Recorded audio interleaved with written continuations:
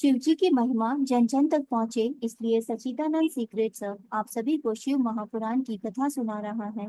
अगर आप भी एक शिव भक्त हैं, तो इस कथा को किसी दूसरे शिव भक्त को शेयर कर शिव जी और माँ के कृपा के पात्र बने। हर हर महादेव। विष्णु भगवान को सुदर्शन चक्र की प्राप्ति।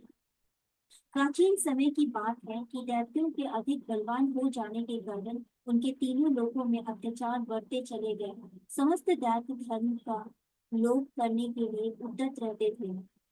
इन दैत्यों से दुखी होकर सभी देवता ब्रह्मा जी को लेकर भगवान श्री हरि के पास गए और उनसे अपने दुखों का वर्णन किया। इस पर श्री हरि ने देवताओं से कहा, तुम डरो मत, मैं शंकर भगवान की पूजा करूंगा, उनकी कृपा से तुम्हारे दुखों का विनाश अवश्य होगा। यह सुनकर देवता अपने अपने स्थान पर चले गए। देवताओं के चले जाने के पश्चात श्री हरि चक्र के कल्याण के लिए कैलाश पर गया।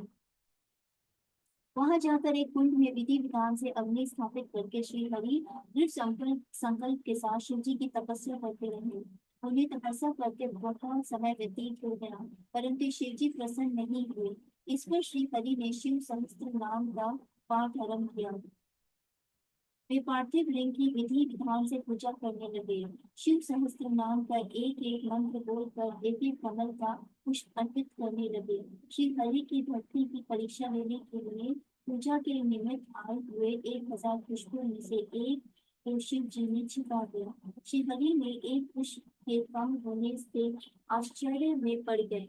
बहुत खोज करने पर भी उन्हें कमल नहीं दिखाई दिया।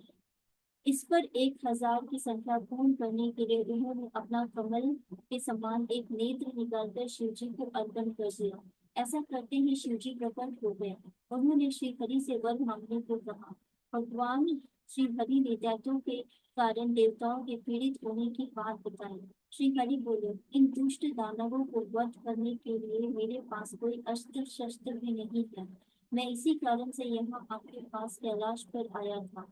यह सुनकर भगवान शंकर ने श्री हरि को एक दिव्य तथा चमकता हुआ चक्र प्रदान किया। इस चक्र को भी सुदर्शन चक्र कहते हैं। इसी सुदर्शन चक्र की सहायता से श्री हरि ने दैत्यों का वध करके संसार में शांति स्थापित करी।